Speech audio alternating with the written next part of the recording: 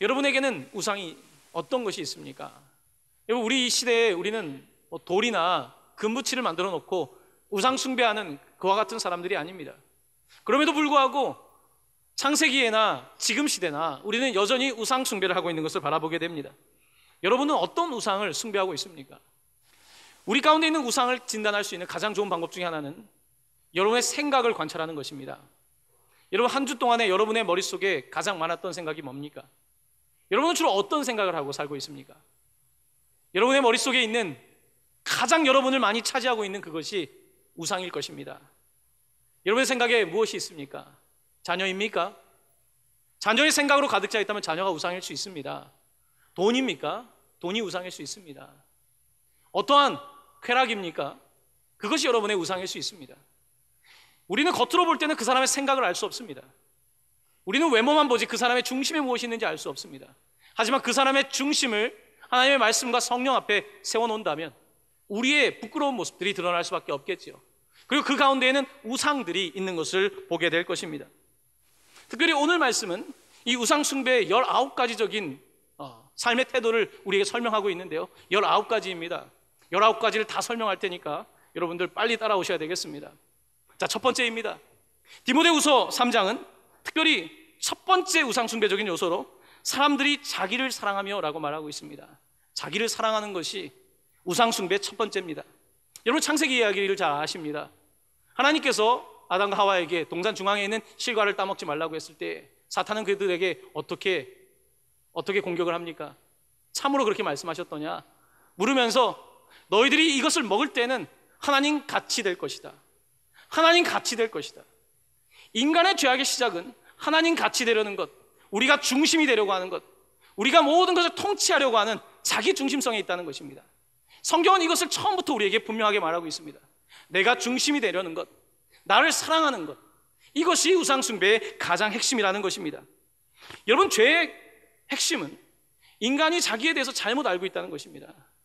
인간은 자기가 다 안다고 생각합니다. 여러분, 나는 나에 대해서 다 알고 있다고 생각하지 않습니까? 사람은 자기 모릅니다. 우리가 운전할 때에 이 백미러를 보면서 안 보이는 영역을 블라인드 스팟이라고 하지 않습니까? 블라인드, 안 보이는 영역이 있다는 것입니다. 마치 운전할 때 옆에 차가 있는데 이 백미러에 비치지 않는 것처럼 우리가 바라보는 우리 자신은 정확하지 않습니다. 우리는 우리 자신을 못 보고 있습니다. 그런데 우리가 우리 자신을 보고 있다고 생각합니다. 공부를 많이 한 사람들이 있어 그렇습니다. 철학을 했기 때문에 날 안다는 것입니다. 인생을 오래 살았기 때문에 안다는 것입니다. 내 경험해봤다는 것입니다. 여러 가지 지식들로 나는 나에 대해서 안다고 하는 것입니다. 과연 인간이 자기에 대해서 알 수 있을까요? 성경은 우리에게 가장 문제점이 자기에 대한 오해라는 것입니다. 자기에 대한 착각이 있다는 것입니다.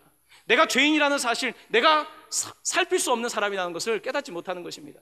그래서 내가 모든 것을 아는 것처럼 나 중심적으로 사람들을 판단하고 나 중심적으로 세상을 살아가고 있다고 말하고 있는 것입니다. 죄의 핵심은 어리석음입니다. 영어로는 foolishness, 어리석음이라는 것이 인간의 가장 큰 죄악의 핵심이라는 것입니다. 나에 대한 어리석음, 숨겨진 영역을 알지 못하면서도 나를 아는 것처럼 행동한다는 것입니다. 성경은 우리에게 먼저는 자기에 대한 이해를 가져야 된다는 것입니다. 그런데 우리 스스로가 인간에 대한 이해를 할 수 없다는 것입니다. 우리가 나에 대해서 이해를 하려면 어떻게 해야 될까요? 성경은 나를 창조하신 하나님으로부터 나에 대한 이해가 생겨난다는 것입니다.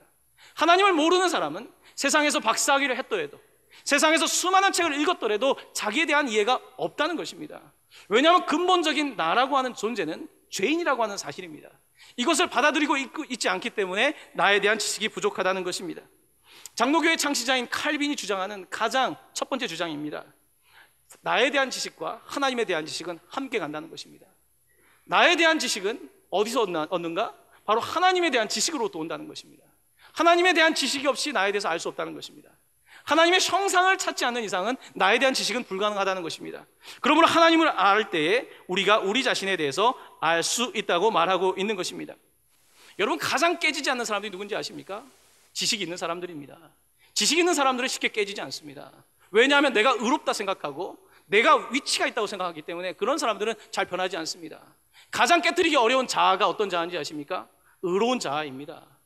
사람들 가운데 내가 연약하다, 내가 죄인이라고 생각하는 사람들은 깨집니다. 말씀 앞에서 깨지고 말씀 앞에서 도전받고 무릎을 꿇습니다. 하지만 내가 지식이 있다라고 생각하거나 내가 위치를 가지고 있는 사람들은 너무 의로운 자이기 때문에 깨지지가 않는다는 것입니다. 성경은 우리에게 말합니다. 자기를 사랑하는 것 어리석은 일이라는 것입니다. 자기에 대한 사랑이 건강하지 못하다는 것입니다. 자기의 사랑은 하나님으로부터 온 것이 아니라 자기 자신의 욕망으로부터 온 것이기 때문에, 내가 중심이 되려고 하는 것이기 때문에, 내가 하나님이 되려고 하는 것이기 때문에 자기에 대한 사랑은 인간의 우상 가운데 가장 뿌리 깊은 우상이라고 말하고 있는 것입니다. 자신에 대해서 알려면 어떻게 하면 될까요? 요즘은 뭐 성격 검사도 하고 뭐 심리 검사도 많이 하지 않습니까? 여러분, 성격 검사하면 자기를 압니까? 그 테스트 몇 개 한다고 해서 나를 알까요? 심리 테스트 몇 개 하면 나를 알까요? 그렇지 않습니다. 요즘 우리가 속는 것은 자기에 대한 속이는 책들입니다. 이거를 하면 자기를 알 것 같지만 성경은 그렇게 말하고 있지 않습니다. 성경이 말하고 있는 가장 정확한 자기의 이해는 어디에서 비롯될까요? 내가 죄인이라는 사실을 깨닫는 것입니다. 내가 정말로 죄인이라는 사실을 깨닫는 것입니다. 내가 지식으로 나를 속이지 않는 것입니다. 내 경험으로 나를 속이지 않는 것입니다. 내가 가지고 있는 신분으로 나를 속이지 않는 것입니다. 내가 가지고 있는 위치로 나를 속이지 않는 것입니다.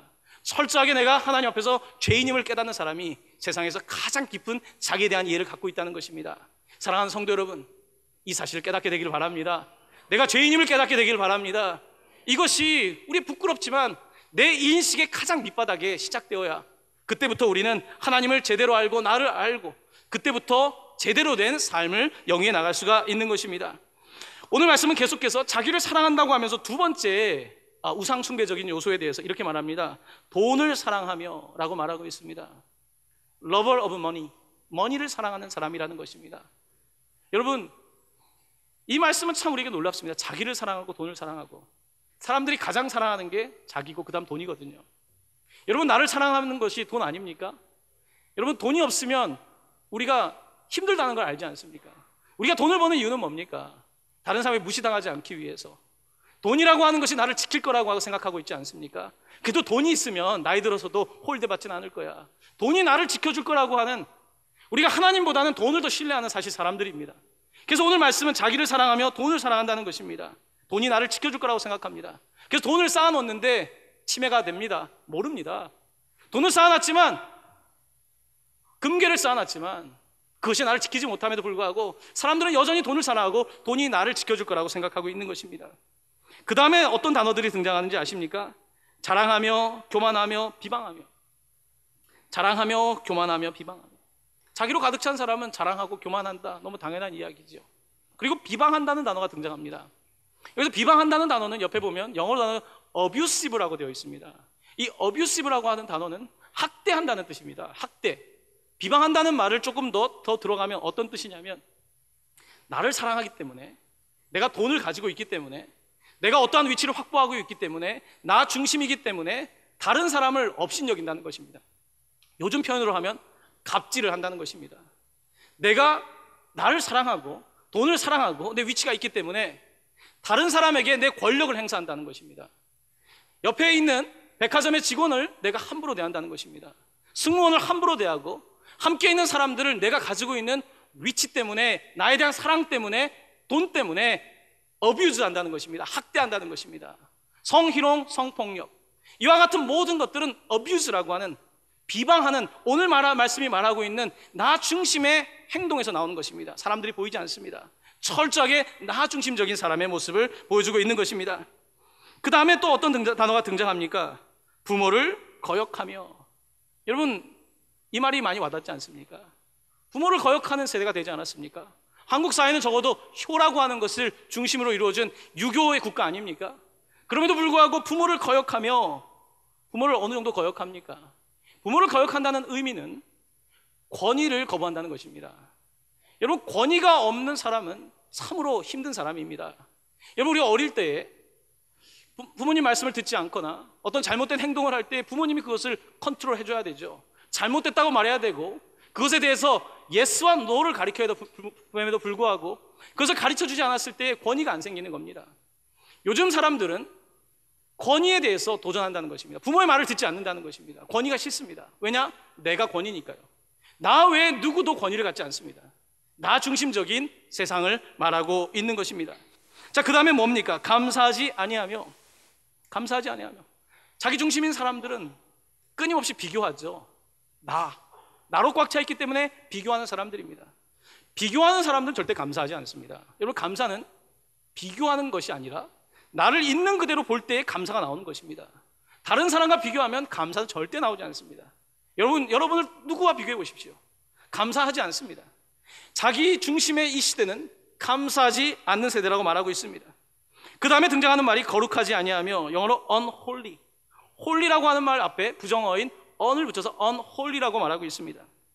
여러분, 이 시대는 거룩함을 우습게 하는 시대입니다. 이 시대는 하나님을, 인터넷 댓글 달린 걸 보십니까? 하나님을 어쩌면 그렇게 함부로 말하는지 모릅니다. 하나님에 대해서, 종교에 대해서 폄하합니다.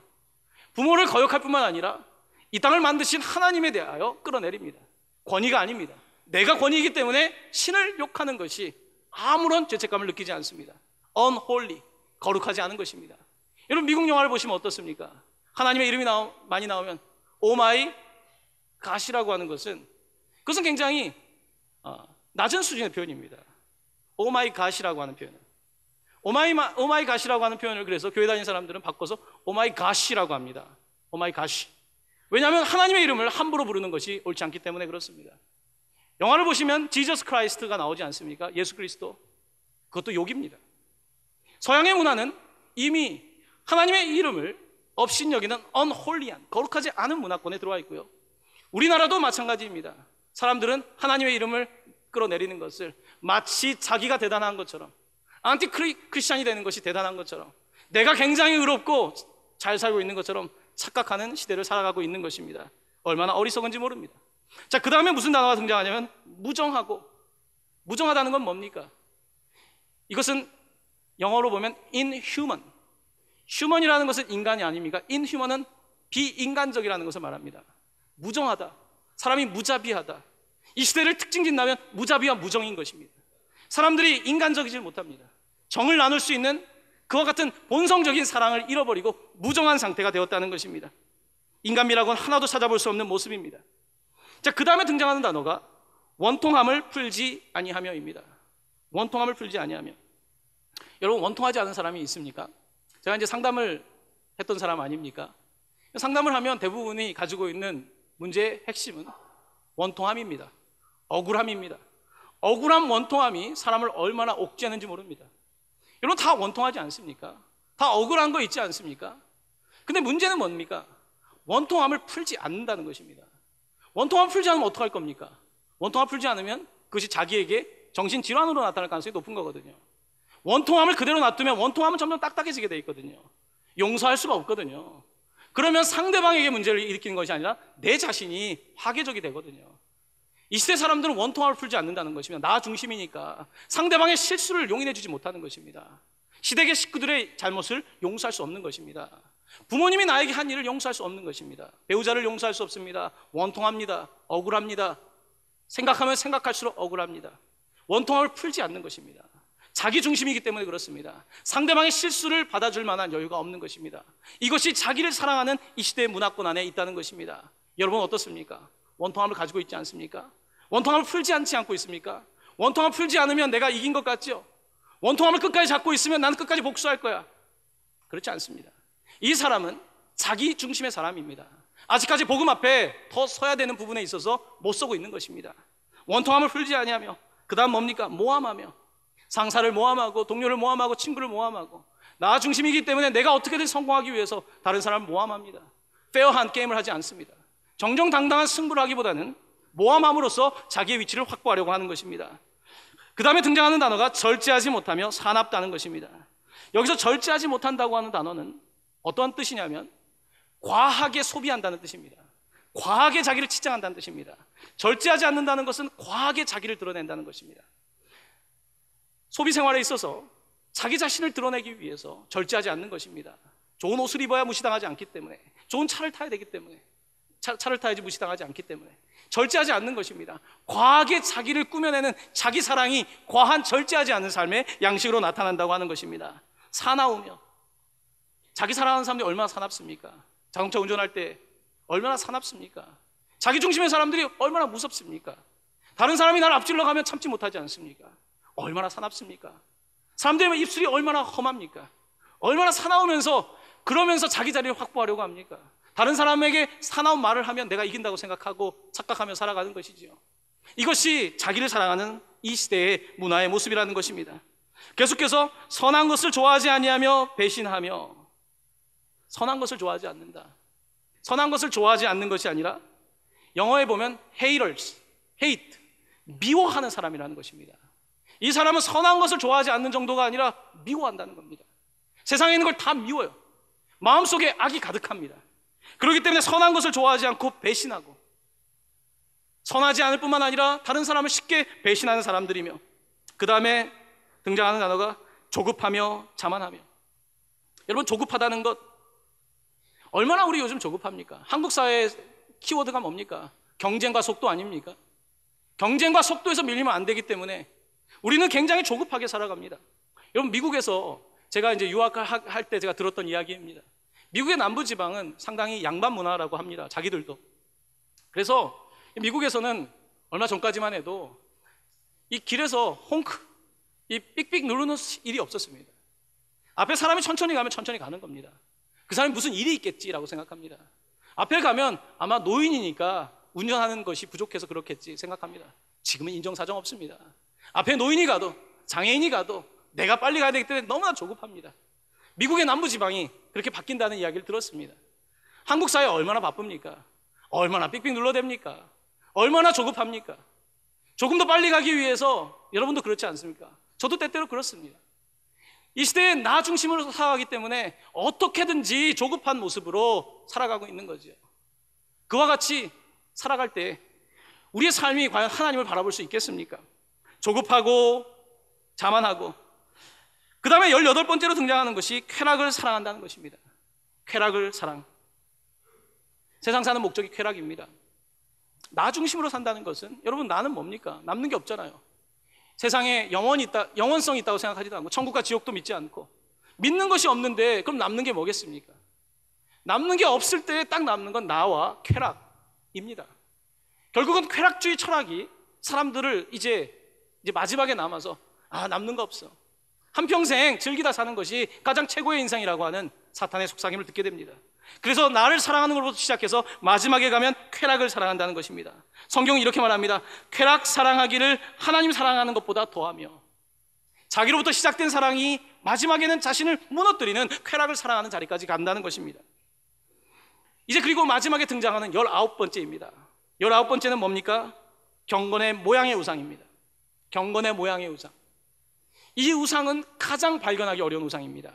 여러분이 엑스레이를 찍고 MRI를 찍는다면 가장 숨어있는 우상입니다. 왜 여기에 있는 우리들이 경건의 우상을 가지고 있을 가능성이 높습니다. 우리 가운데 경건의 모양이 있습니다. 성경책을 가지고 다닙니다. 예배에 옵니다.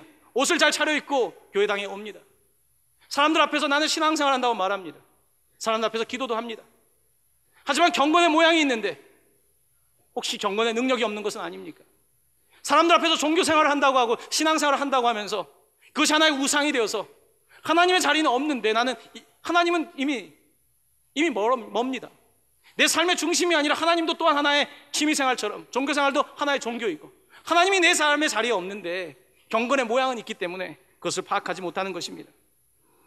성경은 이와 같이 오늘 우리에게 19가지의 죄악에 대해서 말하고 있습니다. 19가지의 우상 숭배에 대해서 말하고 있습니다. 저는 이 가운데에서도 특별히 가장 무서운 자기 우상에 관해서 말씀드리려고 하는 것입니다. 여러분, 자기 우상, 자기는 정말 내려놓기 어려운 우상입니다. 자기를 내려놓는 사람을 우리는 보통 성자라고 하죠. 자기, 이 시대를 가장 자기애적 성격 질환이 많은 시대라고 말합니다. 여러분, narcissistic personality disorder라고 하는 자기애적 성격 장애라고 하는 것이 있습니다. 잘 안 바뀐다고 하죠. 자기애적 성격이 요즘 너무 많다는 것입니다. 자기애라는 건 뭡니까? 자기애적인 사람들의 특징이 뭐냐면 다른 사람들을 사랑하는 것이 아니라 다른 사람들을 이용합니다. 이 사람은 상대방을 있는 모습 그대로 사랑할 수 있는 능력이 없는 사람들입니다. 특별히 자기애적 성격을 가지고 있는 사람들은 누군가가 나를 충분히 사랑한 사랑을 받지 못한 사람들이 그렇다는 것입니다. 그래서 다른 사람의 사랑을 받아본 적이 없기 때문에 계속해서 사랑을 갈급해하는데 사랑을 수용할 줄을 모른다는 것입니다. 이런 사람들이 상당히 많다는 것입니다. 단지 이런 것뿐만 아니라 이 시대의 문화 가운데도 많이 나타나는데요. 여러분, 우리가 자녀들이 겨우 1명, 2명 아닙니까? 여러분, 한 명, 두 명 자녀들이 있다는 것은 부모님의 권위가 잘 안 먹힌다는 것입니다. 예전에 할아버지, 할머니가 계실 때는 권위가 위로부터 들어가는데 별로 권위가 없습니다. 부모의 권위를 인정하지 않습니다. 철저하게 나 중심, 내가 중심입니다. 요즘 시대의 특징은 내 중심이라는 것입니다. 나 중심이기 때문에 누구도 뭐라고 말을 하지 못하는 자기로 꽉 차 있는 것입니다. 이렇게 자기 애를 가지고 있는 사람들이 행복할까요? 그것이 질문입니다. 자기 애적인 사람들은 절대로 행복을 느끼지 못한다는 것입니다. 자기 애적인 사람은 행복을 느끼지 못하는 이유가 이 사람의 자기 애라고 하는 것 자체가 잘못된 것이기 때문입니다. 사랑이라고 하는 것은 자기 스스로 사랑하는 게 아닙니다. 사랑은 관계 속에서 있는 것이지 자기 사랑, 이것은 다 우상입니다. 성경은 한 번도 자기를 사랑하라고 말하지 않습니다. 성경은 우리에게 타인을 사랑하라고 말합니다. 여러분, 사람이 가장 행복할 때가 언제입니까? 나를 사랑할 때던가요? 내가 많은 것을 가졌을 때 좋던가요? 잠시 잠깐이지요. 경제적인 성공을 했을 때 잠시 잠깐이지요. 명예에 올라갔을 때 잠시 잠깐이지요. 여러분에게 지속적인 사랑은 뭐던가요? 지속적인 사랑은 누군가를 사랑할 때에 행복이 있습니다. 누군가를 깊이 사랑할 때에 행복이 있습니다. 자녀를 낳고 자녀를 기르는 어머니, 이 아이를 사랑하기 때문에 행복을 느낍니다. 많이 어렵지만 사랑을 느낍니다. 선한 사마리아 사람 행복합니다. 이 사람은 자기 것을 쓰면서 행복합니다. 하지만 레위인과 제사장, 이 강도 만난 사람을 지나갔던 이 사람들은 절대 행복하지 않습니다.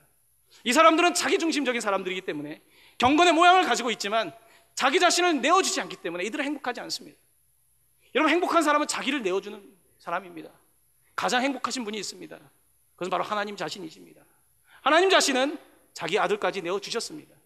사랑한다는 것은 자기를 이렇게 끌어안는 것이 아닙니다. 나를 지키는 것이 사랑하는 것이 아니라 나를 주는 것이 사랑하는 것이라는 겁니다. 하나님께서는 자기 아들까지 내어주셨습니다. 이것이 사랑이라는 것입니다.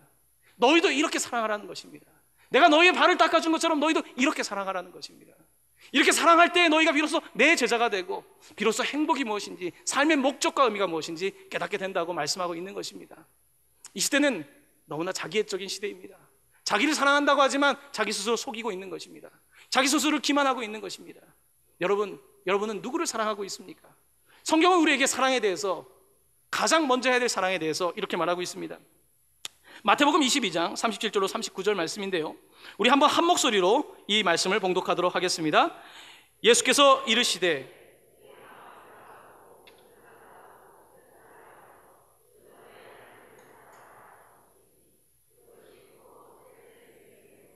둘째도 그와 같으니 내 이웃을 내 자신같이 사랑하라 하셨으니. 아멘. 예수님께서는 성경의 모든 율법을 두 가지로 요약할 수 있다고 하셨습니다. 누구를 사랑하라고요? 하나님을 사랑하라는 것입니다. 성경은 자기를 사랑하라고 말하고 있지 않습니다. 성경은 자기를 사랑하는 것은 어리석은 거라는 것입니다. 예수님께서는 자기를 부인하고 십자가를 지라는 것입니다. 자기를 사랑하는 것은 결국은 자기를 무너뜨린다고 말씀하고 있습니다. 자기를 사랑하게 되면 돈을 사랑하게 되고 마지막은 쾌락을 사랑하게 되고 사나워지고 절제하지 못하고 지금 우리가 말했던 19가지의 모습이 나타나고 있고 19가지의 모습은 결국은 자기를 황폐하게 만든다는 것입니다. 그럼에도 불구하고 사람들은 나를 사랑하는 것이 세상의 목적인 것처럼 살아간다는 것입니다. 오늘 말씀은 우리에게 하나님을 사랑하라고, 하나님을 힘을 다하고 뜻을 다하고 모든 것을 다해서 사랑하라는 것입니다. 그리고 등장하는 것이, 하나님을 사랑하게 될 때 나타나는 건 뭡니까? 내 이웃을 내 몸과 같이 사랑하라. 내 자신을 사랑하는 것이 아닙니다. 내 이웃을 사랑하는데 워낙 우리가 이기적이니까 너 자신을 사랑하는 것처럼 사랑하라고 하는 것입니다. 성경은 사랑을 이야기하면서 자기를 사랑하라고 말하지 않습니다. 성경은 철저하게 타인을 사랑하라고 말하는 것입니다. 여러분, 타인을 사랑하는 사람들이 행복합니다. 선교사로 갔던 네팔에 선교사로 갔던 분들이 행복한 사람들입니다. 왜냐하면 비로소 누군가에게 무언가를 준다는 경험을 하기 때문에 그렇습니다. 젊은 나이에 이 자기애적인 세상 속에서 자기를 주기 위해서 나아간다는 것은 가장 파운데이셔널한, 가장 기초적인 거거든요. 이것이 인간에 대한 인성을 키울 수 있는 가장 기본적인 거거든요. 누군가를 위하여 주지 않는 인성을 가지고 어떻게 이 세상이 돌아가겠습니까? 사랑하는 성도 여러분, 브레이크가 고장난 세상입니다. 브레이크가 고장났습니다. 곳곳에서 사고가 일어납니다. 이 사고는 이제 누구도 예측할 수가 없습니다. 우리 이웃에서 어떠한 일이 일어날지 모릅니다. 어떻게 하겠습니까? 점점 더 담을 높게 쌓으시겠습니까? 점점 더 자물쇠를 잠그시겠습니까? 어떻게 하는 것이 이 세상을 살아가는 방법이겠습니까? 사랑하는 성도 여러분, 먼저는 하나님을 사랑하게 되길 바랍니다. 하나님을 진심으로 사랑하게 되길 바랍니다. 하나님을 사랑하게 될 때에 내가 누군지 알게 됩니다. 내가 누군지 깨닫게 됩니다. 내가 누군지 깨닫게 되면 나도 누군가에게 무언가를 주고 싶은 생각이 생겨납니다. 그러면서 삶이 풍성해지는 것입니다. 우리는 가지고 있지만 가난한 자로 살아갈 수 있습니다. 하지만 적어도 부천동학교의 성도 여러분, 여러분들은 가진 거와 상관없이, 가진 거와 비례하지 않고 하나님 아버지를 믿기에, 하나님 아버지를 따라가기, 그를 예배하기에 예수 그리스도만으로도 부유한 삶을 살아갈 수 있기를 바랍니다. 여러분들 안에 있는 우상들을 하나하나 찾아내시고 그 우상들을 몰아내시고 오직 하나님께서 여러분의 인생을 통치하셔서 여러분들의 삶에 가장 최고의 궁극적인 행복이 찾아오게 되기를 예수 그리스도의 이름으로 간절히 축원합니다.